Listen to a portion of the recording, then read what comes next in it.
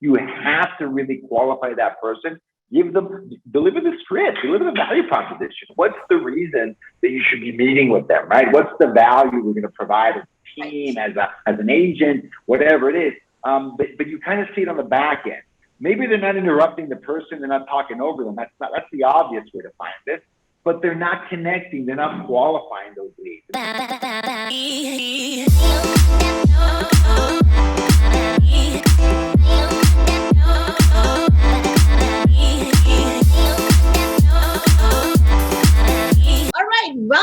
Welcome, everybody. I'm so excited for this one because this kind of digs into a little bit more about ISAs and about my favorite topic and one of my favorite celebrities here, Gus Castro, who is also owner and CEO of PowerISA. And yes, I mean power, the power that ISAs have. I was just talking to my ISA team yesterday about the power that they have. In really making our business go to a level to where I haven't seen it before and what we've achieved through the system. So welcome, Gus. Thank you so much for being here with us at LabCoatAgents. We always love our celebrities, so to speak, clients to really feel that, we're here to serve not only you, but also to help our agents that are a part of this group, all about education and all about their businesses. So this is a good one that we're working on. 3 biggest mistakes ISAs make. So first of all, everybody, whoever is here, please tell us city and state you're from. I would love to know where you're from, where you're joining us from. I know Michael Rennick is here. I believe from Washington, Michael. I'm not sure, but if I'm wrong, please. Oh, Florida, that's right. Sorry, see, I was already wrong. Love it. Yeah. the other corner of the country, not that corner. I know, right? We have somebody from Chicago and Lansing. This is awesome. Welcome, guys. But without further ado, I really, really want to dive into this. So we have enough time to talk to Gus. Gus, welcome, as always. And I love hosting you because I get to learn so much from you. And then when I'm taking my notes, I go back and I implement those things in our business, which is really, really awesome. So welcome again, and talk to us about the 3 biggest mistakes ISAs make. Let's dive into this topic. Yeah, definitely. Thank you so much, Janki. Thank you so much, Michael. Thanks for the shout out. I appreciate that. I'm glad we're off to a great start. One of the things, the folks hire PowerISA because we do these things, we implement these processes, we hire a lot of ISAs, we go through this training process, and we learn a lot of things, right? By continuously going through the hiring process, continuously going through the training process, we pick up on these things, right? We understand what we start to see those teasers, what makes a really good ISA, the attitudes, the skill set, and we also see the other side of that coin. What are the mistakes that ISAs make, right? And that's kind of what brought me to this topic. I said, hey, if I were to share with folks that have ISAs on their team, or guess what? If you're a solo agent on your own team, a team of 1, you are the ISA, right? What are the things that you could be looking on, even in your own calls? That you can look at and see, hey, am I making any of the mistakes that Gus is going to mention? Because this happened to new ISAs. Some of these issues can happen to more experienced ISAs. We see it all the time, and we're always looking out for these issues, right? It's really, really important. So these are the three biggest mistakes. And I do want to go in depth with these. These are not like mistakes on the script, like the person messed up the script. That's not what we're talking. That's a really obvious issue, right? Very easy to find that. Problems with the dialer, the connection, background noise, internet. Those are mistakes. Those are issues with the calls. Not talking about those. They were going to a little bit of a level deeper, and going to like really the 3 biggest issues that we see kind of across the board, and we want to address right away. We want to avoid with ISA. So let's jump right into it, Janki. Number one. I call it. It's actually a couple different issues, but I kind of group it into one when the ISA is not listening on the call, right? ISAs, especially newer ISAs, more of a newbie ISA issue. They can get really excited. They can get the anxiety is there, the adrenaline is there. They're excited to be on the phone, and they want to jump right into the script, right? They want to jump right into the script, ask those questions and see if they want to buy or sell, or do they want the appointment. and they can be really, really excited on the call, and they can run right over the lead, right? Yes. Typically, you see this manifest itself two different ways, and they're a little bit different. Number one, they're just talking over the person continually, right? They're not letting the lead kind of get a word in edgewise, or they're not letting them talk and kind of finish what they're trying to say, right? So it's a very obvious tell that this is an issue. They have to kind of, yes, the script is there, but they have to understand the purpose of the script, the questions in the script. It's to drive the conversation, to get the lead to interact with you, to answer your question. Whoever asks the question controls the conversation, but you've got to let the other person talk. You've got to be comfortable with a little bit of silence in the middle of that call, in the middle of that question. Give the person a chance to think.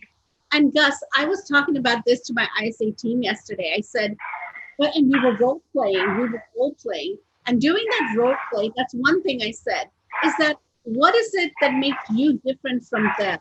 Number one. And number two, what is it that you should be listening for? The keywords to listen for. Because sometimes you're rambling over and over and over again, and you're not listening. Stop asking.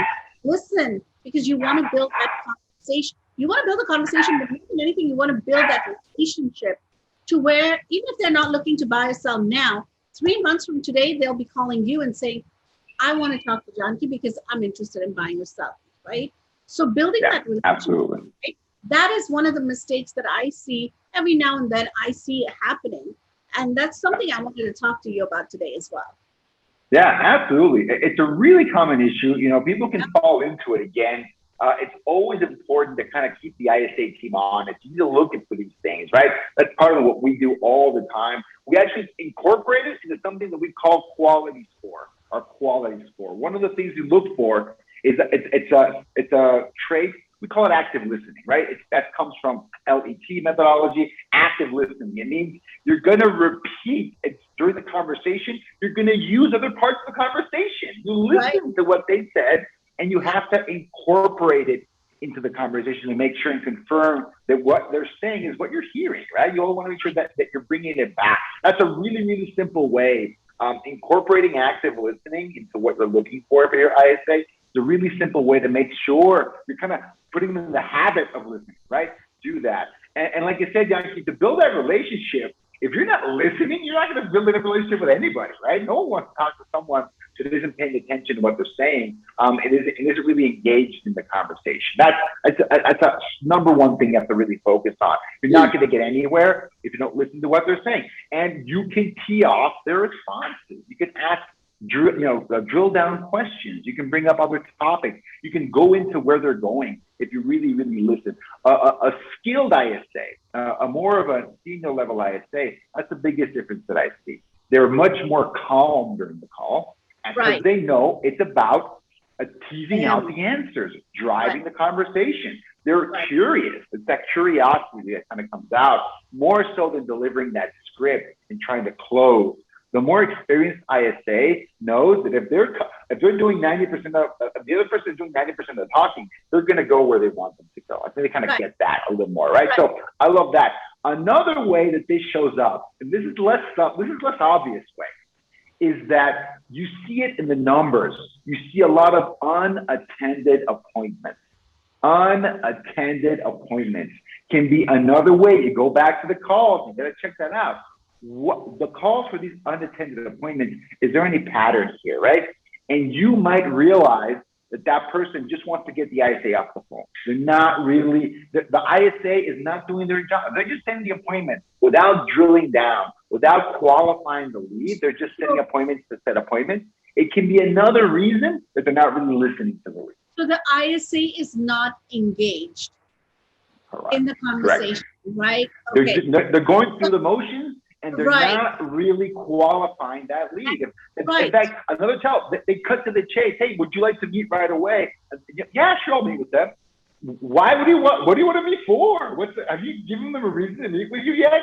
They just want to get you off the phone. It's a really simple way to get you off the phone. Sure, I'll meet with them. Yeah, sure, tomorrow at 5. Perfect, bye. And they have no intention of taking that appointment. You have to really qualify that person deliver the script, deliver the value proposition. What's the reason that you should be meeting with them, right? What's the value we're going to provide as a team, as an agent, whatever it is. But you kind of see it on the back end. Maybe they're not interrupting the person, they're not talking over them. That's the obvious way to find this. But they're not connecting, they're not qualifying those leads. They're not really drilling down into that. I group that in that same issue. They're not really engaging with the lead, not really listening to that lead. So I think you have to do a better job at that. We have to find out what's their fears, what's their concerns, what are their desires, what do they want, what are their dreams, right? The scripts are going to take you down that path.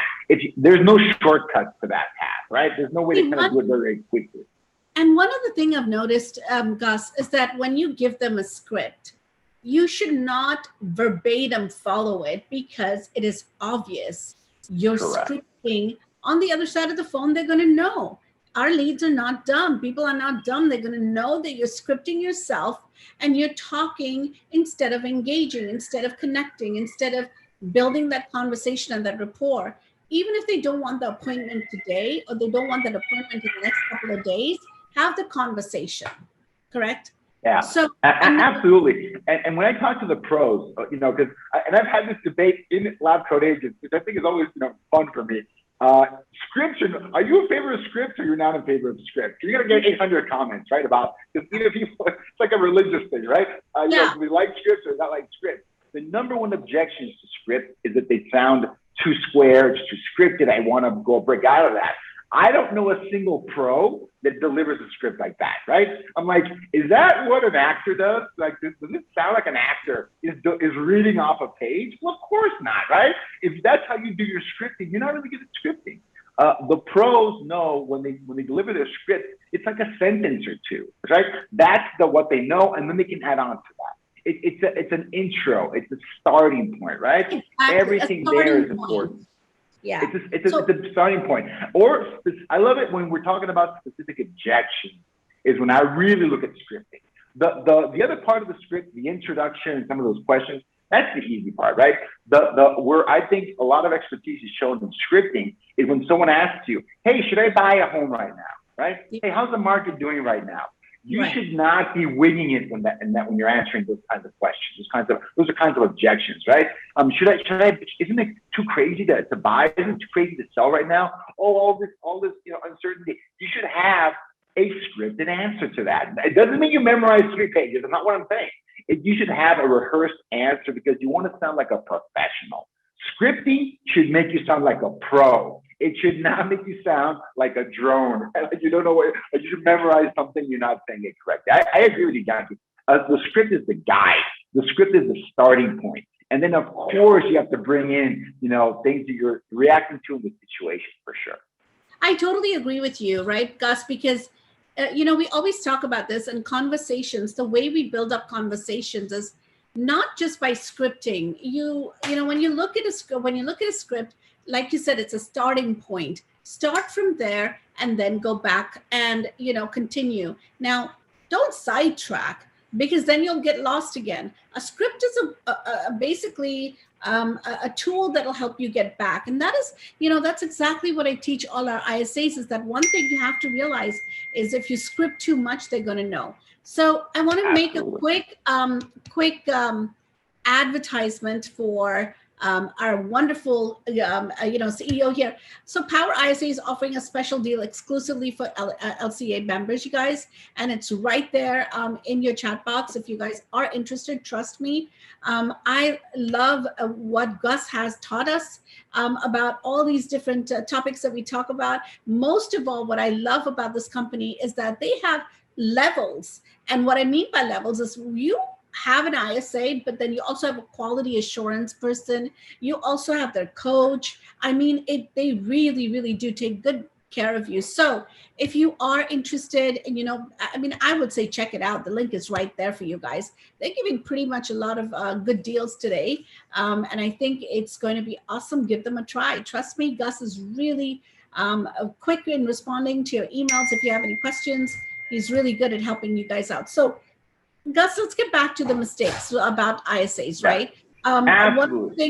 one of the things we just discussed was, scripting. Another thing we just discussed is listening to the role play and how that is done. Another thing I also say, do your ISAs talk with confidence, or are they like this?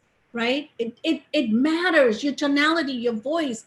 Gus, we got to do another webinar on this. Like, how is your conversation with your ISAs going? As a team leader, what are you doing to help them grow? And how are you doing not only with, we can't just dump it on PowerISA. We can't just say, okay, you train them, you teach them. Yeah, they do a fantastic job, but you got to teach them the systems. Let's have another webinar on that one. I really want to do that.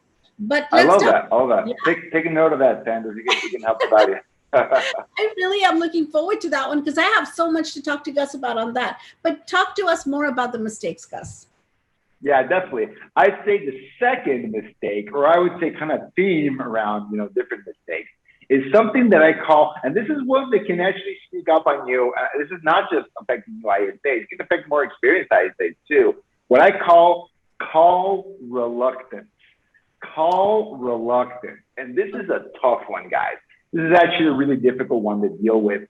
And the way this manifests itself, a couple different ways. Number one, you start to see the conversion numbers go down, right? They're at a certain level and you see a dip in these conversion numbers. Or even before that, you see a dip in the amount of calls being made. This is why it's really important. Part of managing an ISA team, this is part of what we help our clients with too, is you've got to look at those daily reports. What are the calls looking like? Just the number of calls, right? If there's a lower number of calls, is there an explanation for that? What's going on there? You want to make sure that we're always trying to keep the ISAs at peak performance, right? So it's really, really important for folks to understand that those numbers matter. And tracking them on a daily basis is important. And looking at trends. Anyone can have a bad day. It can happen to anybody. But you want to look at trend lines. When you see ISAs kind of dropping down, you want to make sure that they're not falling into an issue of call reluctance. And what does that mean? It means that as soon as someone shows any kind of resistance to them, they're going to back off and give up, right? That is what I mean by call reluctance. The ISA is not really trying. Right. And that's where the ISA's got to push a little harder. Now, how do they do that? What are we teaching them how to push a little harder when they say, no, I'm not interested by, or yeah, that's a no. And we don't bother. I'll give you a great example of that. Because usually folks are not that direct. Oh, I'm not interested. Hang up, right? They usually just hang up. We're not even going to give you the chance to answer that. It's usually more subtle than that. Folks, let's say like an example from Circle Prospect, really, really classic one. They're going to go, hey there, sir, I'm calling around the neighborhood. I'm looking for sellers for my buyers. Do you know anyone that might be thinking of selling a home in the next 6 to 12 months? No, I don't. That's 99% of the people are going to say, no, I don't, right? I don't know anybody. Great. Tell me about yourself. You're truly owned or do you rent a home? You go to the next question, right? We call it getting to the third no. And it isn't just about addressing that objection, because the person said, oh, I don't know anybody. Oh, can you really try thinking of somebody? I mean, you don't go after them. That's gonna get you to hang up, right? They're gonna hang up on you no matter what. So you want to go around it and go to the next question. Right. And you ask in a different way, the same question, ask in a different way. Exactly. Like, for example, like the timeline question. I love the timeline question because one way you can ask it is, okay, what are you thinking of buying or selling? What's your timeline? You can literally ask it that way. What's your timeline on making this decision? Okay, great. Okay, or another way to ask it, when do you see yourself in the new home, right? When do you think that's going to happen? I mean, when do you see yourself? Okay, interesting, right?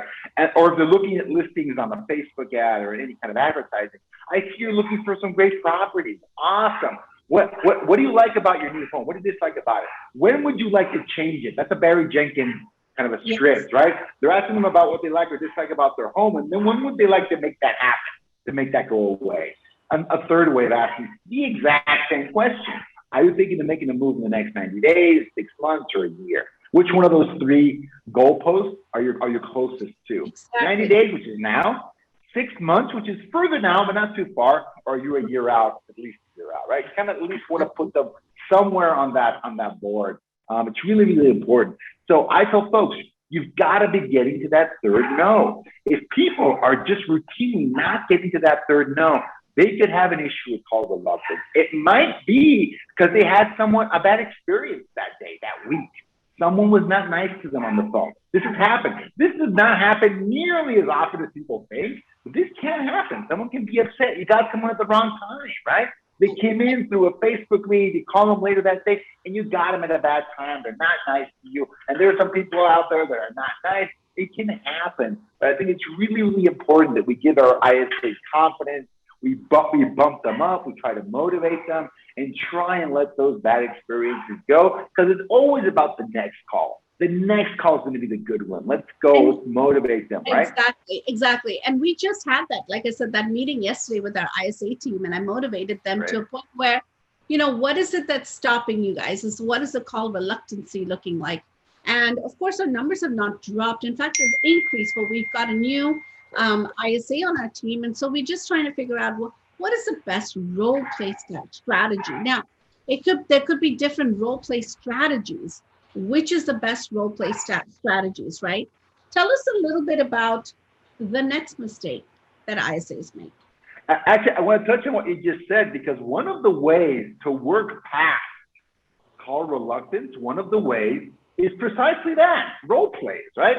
Role play to get people on the horse again, role play a difficult call, role play. But the number one rule about role play is that you always have to let the ISA win, right? Even if you throw a bunch of objections and you just say no, at the end it has to be yes, right? So that gets the ISA into the habit of going against those no's, getting used to it. And when you have a role play where you do, 8 objections, no phone call is like that. I mean, no one's going to be on the phone and give you 8 different objections. But you've got to be, that's what you want to practice on, because when they give you 1 or 2, which is normal, that's nothing to you. Right? You can get on number 6, number 7, and number 8. So you want to kind of make it like a game for them. Want to get them back on that horse. Want to make it happen, because I have seen some ISAs are not going to recover from call reluctance. And it's important you do everything you can as a leader in your power to help them get out of those issues, because they can get stuck there, right? If this happens, if you're not paying attention, people can go on for this for several days, for several weeks, even longer. And you really want to make sure that you're holding your ISAs up to a high standard, especially if you have a group of ISAs. Imagine how the team feels if one of the teammates is just not making the grade, they're not performing the way the rest of the team is, and nothing's happening to them. They're not getting coached. They're not getting managed, not being helped. And if necessary, you might have to let them go and find another position, right? Because they might not have a great spot on your team. Call reluctance can happen on the first week on the job. And that might be an indicator that that person doesn't have one of the top skills an ISA needs, which is grit, right? They may not have grit. If I see call reluctance in the first week, 2 weeks, first 30 days, we can't have that person on the team, right? This is not a dip in performance. They're just not taking off. They're afraid of the phone. They're not ready. They get intimidated by people talking to them on the phone, talking to a stranger. Oh my goodness, they can get in their own head. If you're having call reluctance issues early on, this is just not the role for you. And that might be a good thing, because the last thing you want is someone getting anxiety and getting stressed out over doing this job. It's already hard to do if you're motivated, if you have the grit and you have the work ethic. Imagine having like that emotional baggage every single day you're doing the job. The best thing for someone facing call reluctance early on is to do something different. I've done this enough times to where I can see that as a huge red flag, folks being afraid of it. And we've actually found other positions in the company for those folks, because we can see they have other traits.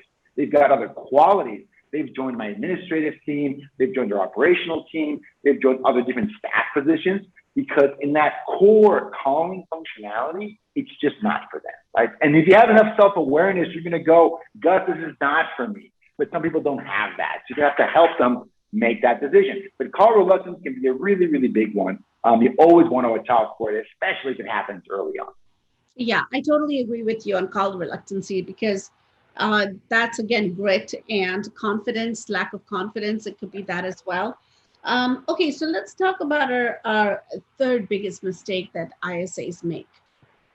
Yes, absolutely. So this is one that only affects the experienced ISAs. It only affects the longer term ISA. And I just call it when they get a little bit too comfortable in the role. They get Yes. too comfortable in the role. And you know, your client, and maybe you see this, and you're seeing, this is an issue. This could be a problem, right? An ISA knows they can set a great appointment. They've closed a bunch of deals. Let's say they had a great year for you in 2020. Holy cow, they broke their own records. This is amazing. You can have a different performance the next year. You can have a different performance the next semester, right? Where they're like, yeah, you know, I did that. I've got money coming in. I'm doing well. Now let me kind of just sit down and kind of, you know, take it easy, relax. Well, and you'll get some zeros coming in every now and then. Hey, this guy never had zeros before. How come we got 0 appointments today? That's interesting. Right. You know, Exactly. Are the leads not working? What's going on? And I can see ISAs that have the skill set, that have the grit, that have that, and they can just go through peaks and valleys of motivation. Yes. And this can be exacerbated by them getting way too comfortable in the role. And this is actually a bigger issue that it seems, you know, they're like, oh yeah, it's great. They can't get too comfortable. This is a normal thing for people, right?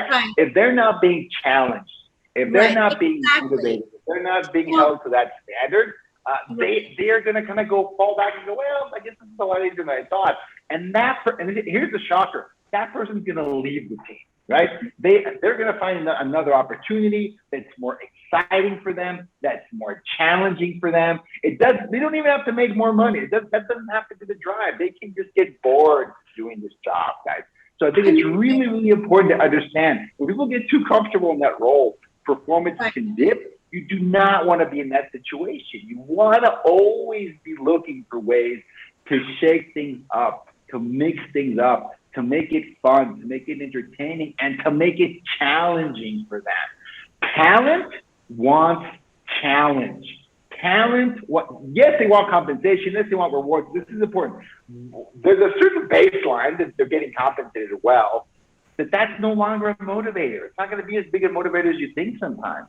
You want to keep them engaged. You want to keep them, I would use the word entertained on the job, right? You want to make sure that this is not a given. And there's a bunch of things that it's probably the area where we've done the most work, because when we have good ISAs on the team, we want to keep them performing well. We want to keep them motivated. We want to keep them in the role, right? It's a challenge. It's tough. But I think we always have to try new and different ideas to keep them engaged. So one of the things to keep them engaged, really keep them engaged. I mean, one of my ISAs now, who is the lead ISA on our team, she used to convert anywhere from 4 to 5 to 6 appointments a day for me, and she was really awesome. And you know, I said, let me change it up for her. Let's make it more exciting for her. Of course, now she's very competitive to where, you know, we can actually add some more. To say, all right, give me 7 appointments a day, give me 10 appointments a day. Oh, wow. That looks. Let's raise the bar. And of course, one day she did 8 appointments just last week. Wow. Well, we raised the bar on her, number one. And number two, what we did was add a little more, you know, tasks to her list now. Instead of just doing ISA, where she's managing team calendar, she's managing my calendar, she's managing, you know, more of outsourcing the leads, because we've got so many leads that are, you know, referral leads that we can send them out to other agents out of state. So, you know, she's going to be managing that pool, and we're just having fun with it, because now as a lead ISA, she can do all these fun things, but also manage the other ISAs, right? So that is another thing. Make it fun, like you said. And I love that. Yeah, because you know, you're what I mean, that's a really straightforward one. If they're getting comfortable with the goal, raise the goal, right? That's hey, let's see, raise the goal. Can we accomplish that, right? And kind of see what happens with the team, see what happens with your ISAs, and see how they react to something like that. You always want people to rise to the occasion, and they can achieve that goal, right? That's awesome. Another thing I want to emphasize that ISAs that are good at this job are competitive, right? There's something about them that they thrive in that kind of environment. Make it a competition. If you have multiple ISAs, make it a competition among them. If you only have 1 or 2, make it a competition against the standard. Can we raise the standard? Are we better than we were before, right? Is our lead flow the same? Is our lead flow increasing? Can we bump it up? And it doesn't just have to be the amount of appointments. Let's say your lead flow stays the same, or it can go down some months. It can go up other months. Make it about the percentage. What's the conversion rate? Can they bump, can they beat their own conversion rate at what they're doing? Can they get more appointments from the swamp? Oh man, maybe they're doing the same number of appointments from the new leads, which is great. But how many swamp appointments did they get this week, right? Those are the ones we always think are amazing. So when you when you say swamp appointments, do you mean that getting into the nurtured pipelines? When you say yes, okay, nurtured pipeline or just the uncontacted leads. Those can be hundreds, if not thousands, of leads in posted CRMs and the databases. Uncontacted leads, or folks that have gone uncontacted for 3 months or more, right? You should have a process. So this is like a CRM management thing. You should have a process to where if a lead is unresponsive after a certain amount of time, they fall into the swamp, right? They fall in there, and they can be on long-term nurture, like email drips and getting your content. But if they're no longer responsive, they should go into an unresponsive bucket. So you don't mix them up with the folks that are hotter, the folks that you're following up with. You have a scheduled follow-up. Even if it's 3 months down the line, they should be in another list. They shouldn't be in the people that keep missing their follow-ups and haven't responded for the last year. They shouldn't be in the same list. They shouldn't be in the same category. They should fall off. You should have people falling off into the swamp from different parts of your pipeline, but they have to go somewhere. That's what I mean by that swamp. And how many appointments can you get from that? It might be 0 the first time they call it, right? But they have to put more effort into it. They have to call more people on that list. Try and get some of the appointments in there, okay? So I think it's really, really important that we find ways to make it competitive. So conversion rate competition, different sources of appointments for competition. We have on our team, this is my sales team, it's a smaller group of ISAs. We have a competition. Who can convert the lead that has been followed up with the longest? Who is going to break that record, right? So you have my ISA team going, well, I've got one. They said this to me today, because we're going to do a session with them where we're going to be talking to our clients. Our sales team is going to talk to our clients about it. They have one where there was 37 follow-ups with that lead. Some of them within a few days of each other, some of them within a few months of each other, right?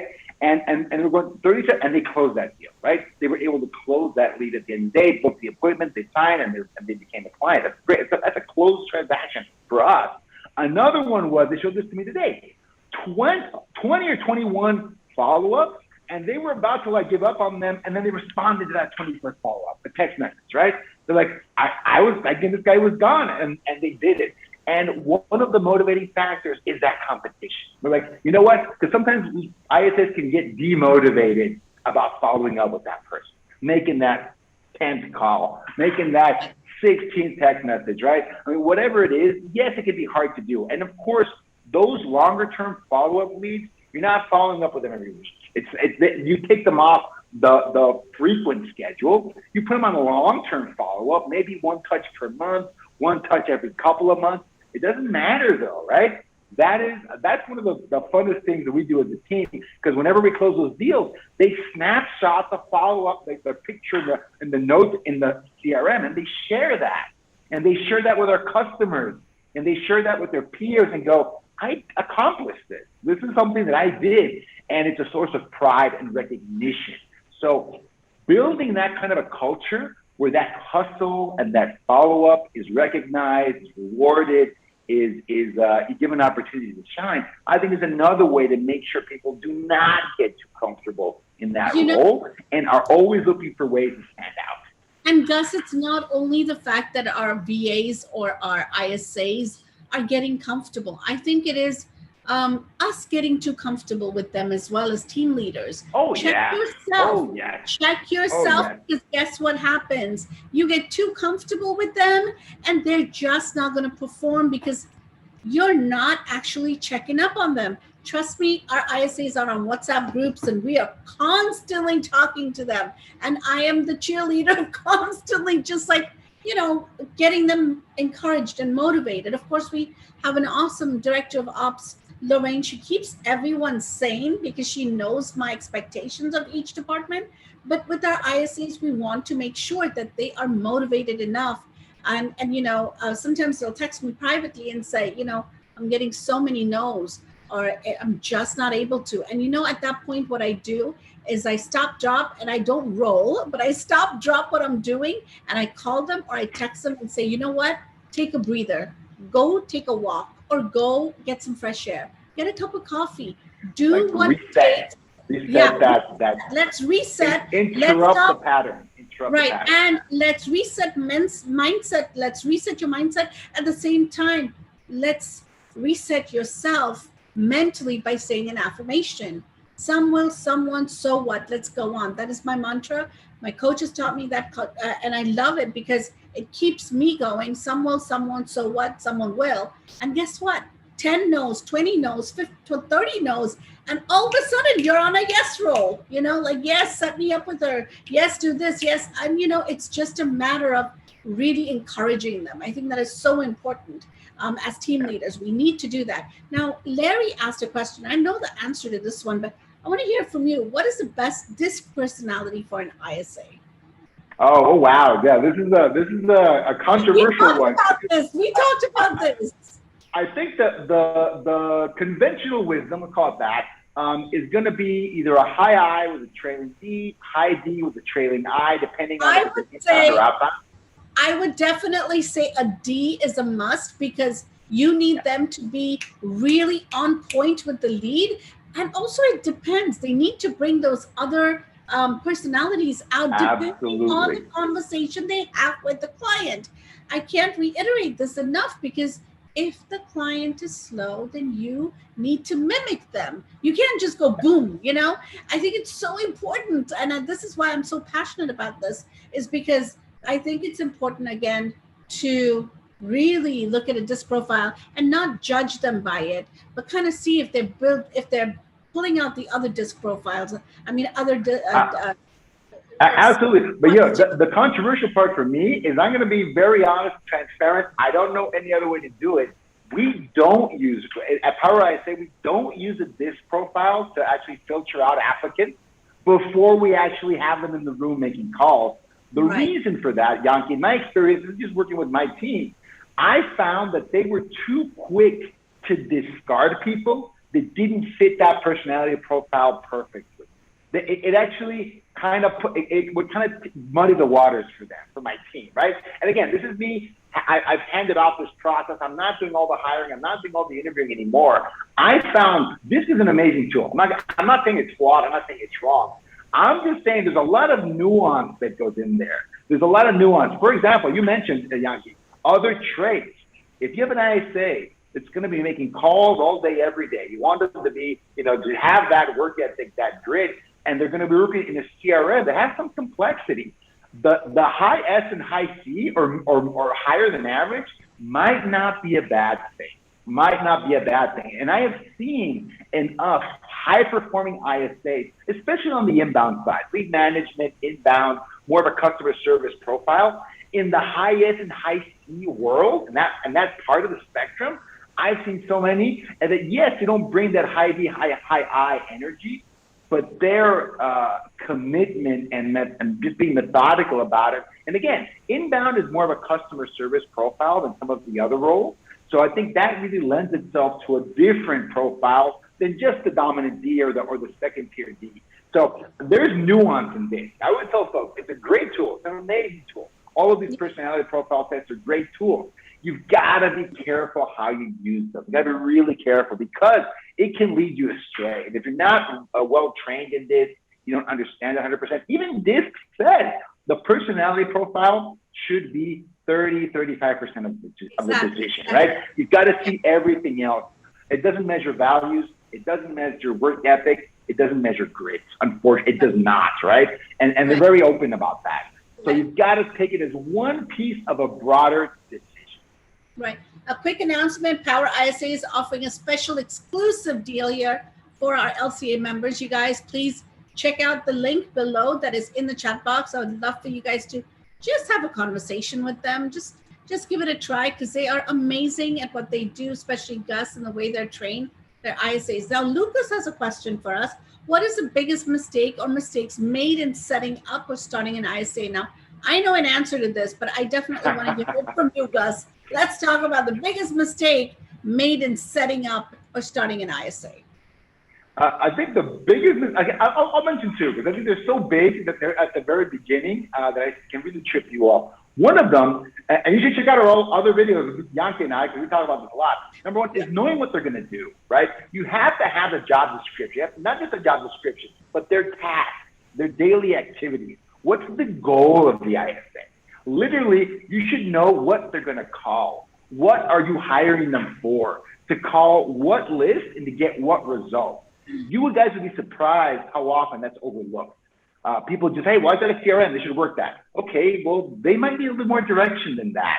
And they need goals for that. And no, calling the pond, they're not going to get the same result as calling those brand new juicy realtor.com leads. I mean, those are different sources. Be realistic about that. Understand it, right? Or circle prospecting. People want to get the same result from circle prospecting than they do from Google and Facebook leads, right? It's not going to happen, folks. Right. I've had people bring me in to coach an ISA because they're not doing, because they heard ISA should do 2 appointments a day, and they're not doing anything. I'm like, well, you've got them cold calling all day, and they've got plenty of nurtures in the pipeline. That's not an appointment, but you are doing cold calling. That doesn't give you a lot of appointments off the bat, right? So that's number one. Number two, really quickly, because we're almost out of time here. Number two is you do not interview enough qualified candidates for the role. People get two candidates, and I picked the best one of the two I interviewed. Gus, this was the best one out of 2 people, folks, right? This is not the way it's done.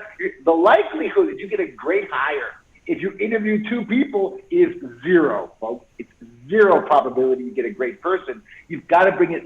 We recommend 10 qualified candidates, which means their resume, their skill set, they sound good on the phone. You should interview 10 people to get 1 or 2 quality hires. And because life can happen and you can only stay with 1, right? So if you're gonna hire, if you want to hire 1 good ISA, you better be bringing in 2 to train, because that's just the way it works, folks. 50% drop off is normal when you're training ISA. People that are new to the role, it's normal, 50% drop off. So those are the 2 things, Janki. Number 1, folks should just not be ready to know what their ISA is going to do and have realistic goals. And number 2, they're just not interviewing enough people to get a quality hire. Right. Now, Lucas, to answer your question from my angle, here's what I would say as well, is when you're starting an ISA on your team, make sure you give them an orientation of the office. Give them an orientation of your systems, your tools, your leverage, all of that. Because guess what? If you don't show them around, so to speak, around the office, they are not going to know what to do. You can't just give them a CRM and say, okay, start dialing and setting up appointments. You got to do the orientation. You got to do the role play and then ease them into the systems. I think it's so important to do that as well. Well, we are short of time now, Gus. Thank you so much again, everyone. Thank you for being here. But the link is right there, PowerISA. Check them out, you guys. They are amazing. Thank you so much for your time, Gus. And next conversation, next topic happening very, very soon. Stay tuned. Talk soon. Bye. Thanks, everybody.